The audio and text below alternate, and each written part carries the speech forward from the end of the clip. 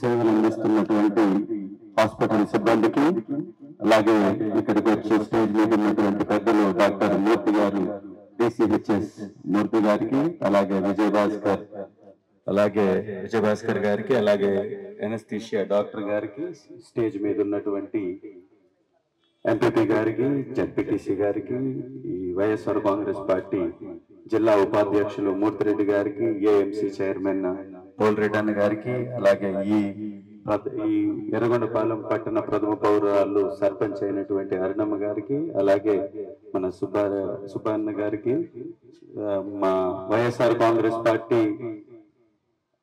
మండల పార్టీ అధ్యక్షులు పోబుల్ రెడ్డి అన్న గారికి, ఎస్టీ సెల్ రాములు గారికి, అలాగే సర్పంచ్ ఉన్నటువంటి సుబ్బారెడ్డి గారికి, జేసీఎస్ కన్వీనర్ జబీవుల్ గారికి, వైఎస్ఆర్ కాంగ్రెస్ పార్టీ తరఫున ఇక్కడికి వచ్చినటువంటి సర్పంచ్లకి, ఎంపీటీసీలకి, అలాగే వార్డు మెంబర్లకి, ప్రతి ఒక్కరికి, మరీ ముఖ్యంగా ఈ హాస్పిటల్లో సేవలు అందిస్తున్నటువంటి ఇతర నర్సెస్ సిబ్బంది మొత్తానికి కూడా నా హృదయపూర్వక ధన్యవాదాలు.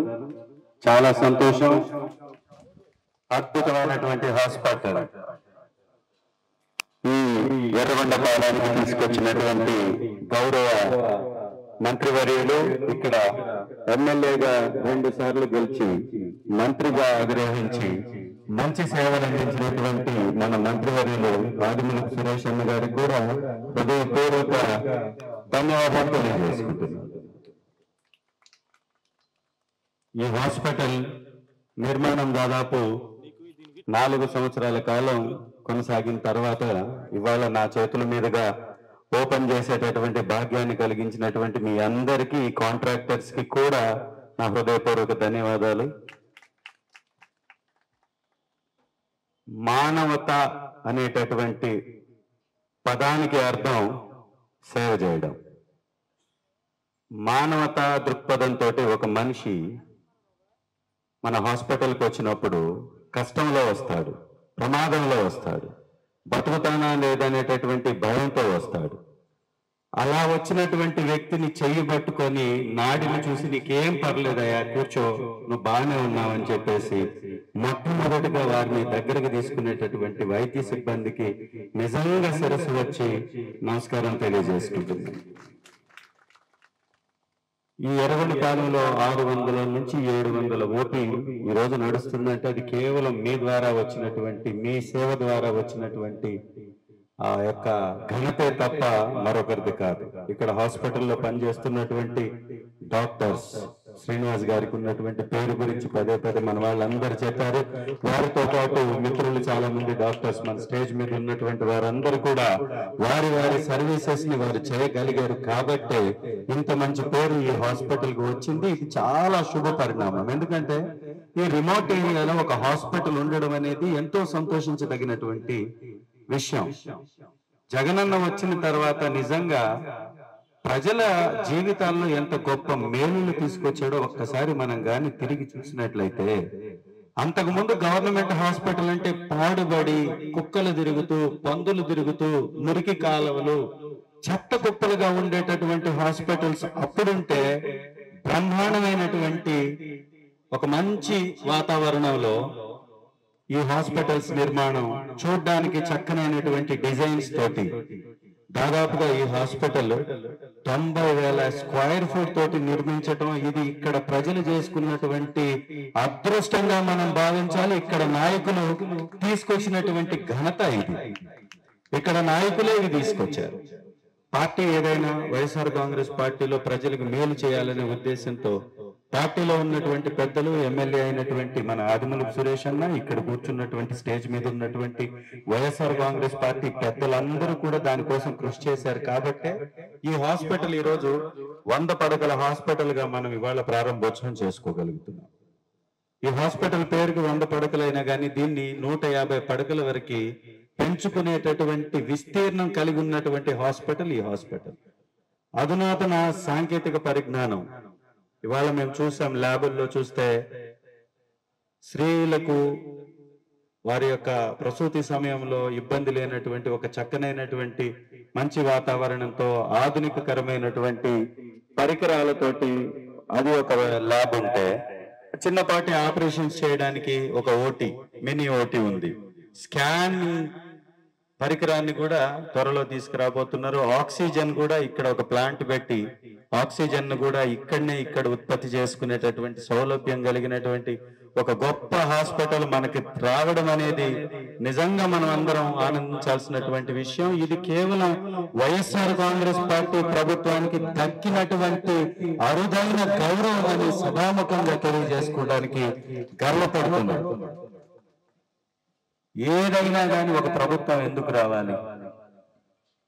కేవలం అధికారం కోసం, డబ్బు దండుకోవడం కోసం గతంలో పరిపాలించినటువంటి తెలుగుదేశం, కాంగ్రెస్, బీజేపీ అనేటటువంటి పార్టీలు ఇక్కడ ప్రభుత్వాలను నడిపిస్తే ప్రజలకి సేవ చేయడానికి మాత్రమే అధికారం అని నిరూపించినటువంటి ప్రభుత్వం వైఎస్ఆర్ కాంగ్రెస్ పార్టీ ప్రభుత్వం. దీనికి చక్కనైనటువంటి ఉదాహరణ ఆరోగ్య వ్యవస్థలో తీసుకొచ్చినటువంటి గొప్ప మార్పులే. ఇక్కడ ఉన్నటువంటి డాక్టర్స్ చాలా మంది వచ్చారు, దాదాపు 20 మంది అన్నారు. వాస్తవం అది. రాష్ట్ర వ్యాప్తంగా ఖాళీ ఉన్నటువంటి 53,163 పోస్టులు భర్తీ చేసినటువంటి ప్రభుత్వం జగనన్న ప్రభుత్వం. ఒకే 5 సంవత్సరాల్లో 53,000 ఉద్యోగాలని భర్తీ చేశారు. వీటిలో అంటే సర్వీస్ సెక్టార్ లో ఉండేటటువంటి వారు కొంతమంది అయితే, నర్సింగ్ లో ఉండేటటువంటి వారు కొంతమంది అయితే, అత్యంత నైపుణ్యం కలిగినటువంటి సూపర్ స్పెషాలిటీ డాక్టర్స్ కొంతమంది. 53,000 మందిని చేర్చుకోవడం ఒకే కాలంలో, 5 సంవత్సరాల కాలంలో చేసుకోవడం అంటే ఇది ఎంత గొప్ప సర్వీస్ ప్రజలకు చేసేది ఒక్కసారి ఆలోచించి. డాక్టర్స్ చాలా కాస్ట్లీగా ఉంటారు, అంటే వారి యొక్క జీతం చాలా పెద్ద చదువు కాబట్టి చాలా ఎక్కువగా ఉంటుంది. అంతమందిని 53,000 మందిని చేర్చడం అంటే ఒక నెలకి ఎంత బడ్జెట్ పెరిగిపోయిందో ఒక్కసారి ఆలోచించండి. కేవలం తెలుగుదేశం పార్టీకి సంబంధించినటువంటి కొంతమంది పత్రికా రంగంలో ఉన్నటువంటి వారు, లేకపోతే మీడియా వ్యవస్థలో ఉన్నటువంటి వారు ఎక్కడో ఒక గుంత పెడితే ఆ రోడ్డు ఫోటో తీసి వేస్తుంటారు. కానీ 53,000 మందికి వైద్యులకి అవకాశం కల్పించినటువంటి ప్రభుత్వం గురించి ఒక్కసారన్నా రాసారా ఆలోచించండి.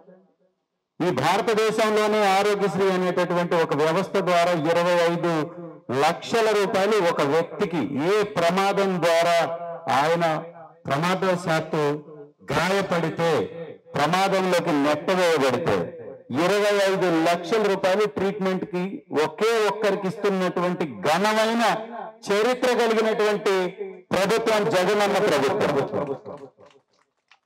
తల్లి బిడ్డ ఎక్స్ప్రెస్ ఎంత మంచి సర్వీస్ చేస్తుంది. 2 వాహనాలు కలిగి ఇక్కడ ఉన్నాయి. 104 సర్వీస్, 108 సర్వీస్. ఇవన్నీ ప్రమాదం నుంచి మనల్ని బయటకు తీసుకురావడానికి చేసేటటువంటి ఒక గొప్ప సంఘ సేవ ఇది. దీనిలో రాజకీయానికి తావుగాను ఉన్నట్లయితే ఇంత ఖర్చు వీటి మీద పెట్టరు కదా. నాడు నేడు కింద హాస్పిటల్స్ నిర్మాణం, నాడు నేడు కింద ఎన్ని హాస్పిటల్ నిర్మించబడ్డాయో, ఎన్ని హాస్పిటల్ ఆధునీకరించబడ్డాయో, ఎన్ని హాస్పిటల్లో పరికరాలని సమకూర్చబడ్డాయో ఒక్కసారి కానీ వెనక్కి తిరిగి చూసుకుంటే చరిత్రలో ఏ ఒక్క ప్రభుత్వం కూడా ఇంత పెద్ద ఎత్తున వైద్య రంగం మీద ఖర్చు చేసినటువంటి చరిత్ర లేనే లేదు. ఇది 100కి 100% నిజం. ఇలాంటి నిజాలని పక్కన పెట్టి ఇంత గొప్ప సర్వీసెస్ చేస్తున్నటువంటి ప్రభుత్వాన్ని దూషిస్తూ కేవలం అధికార దాహంతో ప్రజల్ని మభ్యపెట్టి, ప్రజల్ని కన్ఫ్యూజ్ చేసి ఏదో ఒక రంగంలో వారి వ్యక్తుల్ని దూరు చేసి ప్రజలు సంపాదించేటటువంటి డబ్బును దోచుకోవటానికి మాత్రమే ఉండేటటువంటి ఈ తెలుగుదేశం, దానికి తోక పత్రికలు లేదా తోక పార్టీలుగా ఉండేటటువంటి కొన్ని ప్రభుత్వాలు గతంలో చేసిన విధానాలను చూస్తే వేల కోట్లకి వారు మాత్రం ఎదిగిపోయారు, కానీ ప్రజలకు మాత్రం ఎలాంటి సర్వీసెస్ దక్కల. జగనన్న రాక మునుపు ఆరోగ్యశ్రీ అనేటటువంటి ఒక గొప్ప కార్యక్రమాన్ని ప్రారంభించినటువంటి వైఎస్ రాజశేఖర్ రెడ్డి గారు ఎలాంటి పునాది ఈ రాష్ట్ర వైద్య రంగం మీద వేశారో, ఎలాంటి గొప్ప మార్పు ఈ వైద్య రంగం మీద తీసుకొచ్చారో, అంతకంటే బలమైన ఘనమైన చరిత్రని జగనన్న లిఖించబోతున్నాడు. ఎలా అంటే విలేజ్ క్లినిక్ వ్యవస్థ, గతంలో ఎప్పుడన్నా చూసామో మన విలేజ్కి వచ్చేసి ఎవరన్నా డాక్టర్లు రావాలంటే ఎవరో రాజకీయాల్లోకి వచ్చేసి రాజకీయం చేయాలనేటటువంటి వ్యక్తి ఏదో చిన్న చిన్న క్యాంపులు పెట్టి ఫోటోలు దిగి వెళ్ళిపోయేవాళ్ళు. వాళ్ళు చేసేది ఏంటంటే కంటి పరీక్ష, ఒంటి పరీక్ష చేసేవాళ్ళు. ఈ రెండు తప్ప పెద్ద ఏం పరీక్షలు జరిగేవి కాదు. ఒకవేళ జరిగిన ప్రైవేట్ హాస్పిటల్కి పంపించుకోవడానికి జరిగేవి అవన్నీ. ఇవాళ మీ గ్రామంలో సురక్ష అనేటటువంటి ప్రోగ్రాం పెట్టి డాక్టర్లు మీ గడపల వద్దకు తీసుకొచ్చి ఏదన్నా అనారోగ్య సమస్య ఉంటే అనారోగ్య సమస్యని అప్పటికి అప్పుడు గుర్తించి అక్కడ ఉన్నటువంటి ఆరోగ్యశ్రీ హాస్పిటల్స్ కి పంపించి వారికి ట్రీట్మెంట్ ఇప్పించటం. ఇవాళ విలేజెస్ లో విలేజ్ క్లినిక్స్, మండల హెడ్ క్వార్టర్స్ లో జీజీహెచ్లు ఇలాంటి వాటిని పెద్ద పెద్ద వాటిని కట్టేసి వాటికి అనుసంధానంగా 17 మెడికల్ కాలేజ్, ఒకే ఒక్కసారి 17 మెడికల్ కాలేజీలు ఓపెన్ చేసిన ప్రభుత్వం మనది మాత్రమే. 6 మెడికల్ కాలేజీలు ఆల్రెడీ స్టార్ట్ అయిపోయాయి. ఇంకొక 7 మెడికల్ కాలేజీలు ప్రారంభానికి ఉన్నాయి. దాదాపుగా నాకు తెలిసి సబ్జెక్టివ్ కరెక్షన్ 10 మెడికల్ కాలేజీల వరకు సంపూర్ణంగా కంప్లీట్ అయినటువంటి పరిస్థితి రాష్ట్రంలో ఉంటే, రిమోట్ ఏరియా అయినటువంటి ఇక్కడ మార్కాపురం వెళ్తుంటే ఒక గొప్ప అద్భుతమైనటువంటి హాస్పిటల్ నిర్మాణం జరుగుతుంది. ఆ హాస్పిటల్ నిర్మించబడితే ఇలాంటి హాస్పిటల్ నుంచి ఇక్కడి నుంచి అక్కడ వెళ్ళినటువంటి ప్రజలు అక్కడ ట్రీట్మెంట్ తీసుకోగలిగితే ప్రైవేట్ హాస్పిటల్ వ్యవస్థ సర్వనాశనం అవుతుందని ఒకే ఒక్క అడ్డుకుంటున్నాడు. ప్రజల మీద ఎలాంటి ప్రేమ లేదు.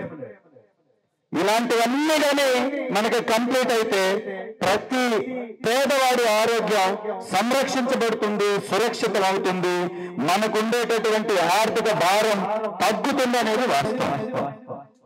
మెడికల్ కాలేజ్ తీసుకురావడమే కాదు, కేవలం పర్మిషన్ తేవడానికి 5 సంవత్సరాలు 6 సంవత్సరాల కాలం గడిపేటటువంటి పరిస్థితుల నుంచి పర్మిషన్లు తీసుకొచ్చి డిజైన్లు కంప్లీట్ చేసి ప్లేస్ ని గుర్తించి ఆ ప్లేస్ లో నిర్మాణం చేసి దాన్ని ప్రజలకి అందించడం అంటే అది జగనన్నకే సాధ్యమైంది తప్ప మరొకరి కాదు అనేది మీ అందరికీ తెలుసు. కాబట్టి 53,000 ఉద్యోగాలు ఇచ్చిన, 25 లక్షల రూపాయలకి ఆరోగ్యశ్రీని పెంచిన, విలేజ్ క్లినిక్ వ్యవస్థను తీసుకొచ్చిన, ఇక్కడ ఉన్నటువంటి నర్సింగ్ స్టాఫ్ యొక్క జీతాలను పెంచిన, ఇది జగనన్న మాత్రమే చేశాడు, రేపు కూడా చేయబోతున్నాడు. ఇంకొక 5 సంవత్సరాల కాలంలో, ఈ 5 సంవత్సరాల్లోనే ఇంత చేస్తే ఇంకొక 5 సంవత్సరాల కాలంలో ఎంత చెయ్యబోతున్నాడో ఒక్కసారి ఆలోచించుకోండి. మన భవిష్యత్తు మారాలన్నా, మన ఆరోగ్యాలు బాగుండాలన్నా, మన బిడ్డల భవిష్యత్తు బాగుండాలన్నా జగనన్న ప్రభుత్వాన్ని ఇంకొకసారి తీసుకురావడమే వీటన్నిటికీ పరిష్కారం తప్ప మరొకటి కాదని సభాముఖంలో తెలియజేసుకుంటూ ఇంత మంచి అవకాశాన్ని ఇచ్చినటువంటి ఆ భగవంతుడికి, జగనన్నకి, ఇక్కడ ఉన్నటువంటి ఎమ్మెల్యే మంత్రి గారైనటువంటి ఆదిమూలపు సురేష్ గారికి, అలాగే ఇక్కడ ప్రకాశం జిల్లా నాయకత్వానికి, వైఎస్ఆర్ కాంగ్రెస్ పార్టీకి, అలాగే మా మండల నాయకులకి, కార్యకర్తలకి, ఈ యొక్క హాస్పిటల్ స్టాఫ్ అందరికీ కూడా హృదయపూర్వకంగా ధన్యవాదాలు తెలియజేసుకుంటున్నా. జగనన్న చెబితే చేస్తాడు అని నిరూపించడానికి ఇది ఒక మచ్చు తునక ఈ హాస్పిటల్ గా నిలబడాలని, ఈ హాస్పిటల్లో ఎవరైనా కష్టమని వచ్చినటువంటి వాళ్ళని ఖచ్చితంగా మీరు సర్వీస్ చేసి ట్రీట్మెంట్ చేసి వారిని ఆనందంతో ఇంటికి పంపడానికి నా వంతుగా ఏదన్నా సహాయం ఉంటే నేను ఎల్లవేళలా మీకు వెన్నంటే ఉంటాను, సహాయంగా ఉంటానని విన్నవించుకుంటూ మీ స్టాఫ్ అందరికీ కూడా ఈ హాస్పిటల్ ఒక గొప్ప వేదిక పేదలకి కావాలని మనసారా ఆకాంక్షిస్తూ ఆ సర్వీస్ మీ ద్వారా వారికి పొందాలని, మీరు ఇవ్వాలని మిమ్మల్ని ఆకాంక్షిస్తూ మిమ్మల్ని కోరుకుంటూ హాస్పిటల్లో పనిచేస్తున్నటువంటి నర్సెస్ గారికి ఇంకా ఇతర సిబ్బందికి ఇళ్ళు లేకపోవడం అనేది చాలా దురదృష్టకరం.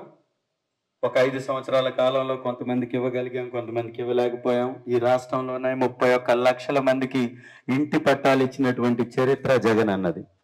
ఏ ఒక్క ప్రభుత్వం 1,00,000 పట్టాలు ఇచ్చినటువంటి చరిత్ర గతంలో లేదు. 31 లక్షల పట్టాలు ఇచ్చినా ఇంకా పేదలు ఉన్నాం, ఇంకా ఇవ్వాల్సినటువంటి పరిస్థితి ఉంది. రేపు రాబోయే కాలంలో నేను అధికారంలోకి వచ్చిన తర్వాత నాకు మీరందరూ అవకాశం ఇచ్చి నన్ను కానీ ఎమ్మెల్యేగా గెలిపించినా ఇంకొకటి ఏదైనా కానీ మీకు మాటిస్తున్నాను ఈ వేదిక మీద ఖచ్చితంగా మీ అందరికి ఇంటి పట్టాలు తీసుకొచ్చి ఇచ్చే బాధ్యత మాది. వైఎస్ఆర్ కాంగ్రెస్ పార్టీ ప్రభుత్వమే రాబోతుంది. ప్రతి పేద వాళ్ళకి ఇల్లు దక్కబోతుంది. స్థలం గాని ఇంటి నిర్మాణానికి గాని వైఎస్ఆర్ కాంగ్రెస్ పార్టీ సమన్వయకర్తగా ఖచ్చితంగా మీకు మాటిస్తున్నాను, మీకు ఇస్తాను. రేపు ఒక నెల రోజుల్లో జరగబోయేటటువంటి ఎలక్షన్స్ లో మీ అందరి సహాయ సహకారాలు మాకు కావాలి. మీరు వైఎస్ఆర్ కాంగ్రెస్ పార్టీకి గెలిపించి ప్రభుత్వాన్ని తీసుకొస్తే మీ అందరికీ మంచి ఇల్లు కూడా ఏర్పాటు చేసేటటువంటి అవకాశం నాకు కల్పించాలని మనసారా కోరుకుంటున్నాను. థ్యాంక్ యూ అమ్మా. ఇక్కడ ఈ యాక్చువల్ గా ఇది ఓపెనింగ్ ఇంకా ఘనంగా చేయాలని అనుకున్నాం మేము. ఎందుకంటే రోడ్లు వేయలేదు, ఇంకా క్లీనింగ్స్ చేయలేదు. ఇవన్నీ కంప్లీట్ అయిపోయిన తర్వాత మన జిల్లాకు సంబంధించినటువంటి నాయకులందరినీ, మంత్రి గారిని అందరిని పిలిపించుకొని మంచి ఘనమైన కార్యక్రమం చేద్దాం అనుకున్నాం. అనుకోకుండా కోడ్ వచ్చేసింది. ఇక్కడ నిర్మాణంలో కొంత జాప్యం జరిగింది కాబట్టి ఈ నిర్మాణాలు ఇవన్నీ జరిగిన తర్వాత మరొకసారి ఖచ్చితంగా మేము అందరం కలిసి సందర్శిస్తాం. ఇక్కడ మీ అందరికీ ఎలాంటి అవసరం ఉన్నా, ఎలాంటి ఇబ్బంది ఉన్నా కూడా ఎల్లవేళలా మీకు సహాయ సహకారాలు అందించడానికి మేము సిద్ధంగా ఉన్నాం. రాబోయేది వైఎస్ఆర్ కాంగ్రెస్ పార్టీ ప్రభుత్వమే కాబట్టి ఈ రోజు ఈ వేదిక మీద చెప్పినటువంటి ప్రతి మాట నెరవేరబోతుంది. థ్యాంక్ యూ అమ్మా.